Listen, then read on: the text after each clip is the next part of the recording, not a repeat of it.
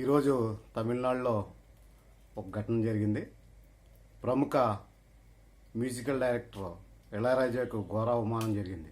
తమిళనాడులోని శ్రీవిల్లిపుత్తూరులో ఆండాళ్ దేవాలయంలోకి ఇళయరాజా వెళ్తుంటే ఇళయరాజా గర్భగుడిలో రాకుండా చిన్నజీయర్ స్వామి అడ్డుకోవడం జరిగింది.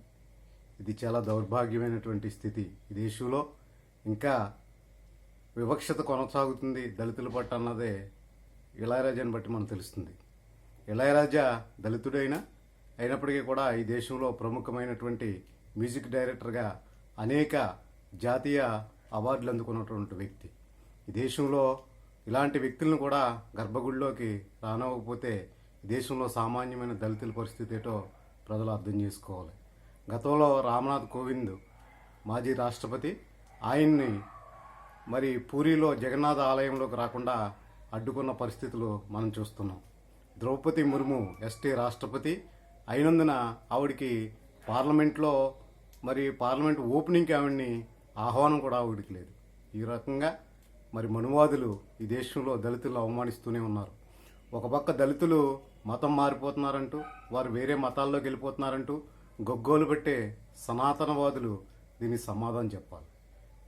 దళిత ఉత్సవమూర్తుల్ని తీసుకొచ్చి దళితపేటల్లో ఊరేగించడం కాదు, గర్భగుడిలోకి దళితుల్ని తీసుకెళ్ళి దళితుల్ని ఉద్ధరించండి.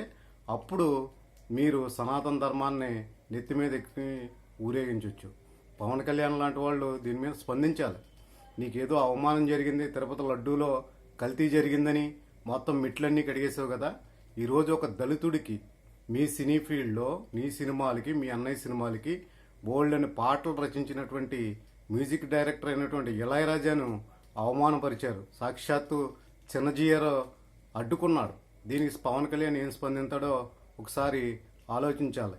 ప్రజలందరూ కూడా ఆలోచించుకోవాలి. దళితులకి ఈ దేశంలో ఇంకా రాజ్యాంగం అమలు కావడం లేదు. దళితుల పట్ల వివక్షత కొనసాగుతుంది. వీరు తరతరాలుగా కూడా ఈ దేశంలో అణచివేయబడుతున్నారు. రాజ్యాంగ ఫలాలు రాజ్యాంగం కోసం మాట్లాడుతున్న మోడీ గారు ఈ విషయాన్ని కూడా పార్లమెంట్లో ప్రస్తావించాలి. రాహుల్ గాంధీ గారు ప్రస్తావించాలి. రాజకీయ పార్టీలు అన్నీ కూడా స్పందించాలి దీని మీద. పార్లమెంట్లో 75 సంవత్సరాల రాజ్యాంగ అమలు అంటూ మీరు మొన్న నుంచి ఈ శీతాకాల సమావేశాల్లో ప్రత్యేకంగా రాజ్యాంగం కోసం మాట్లాడుతున్నారు.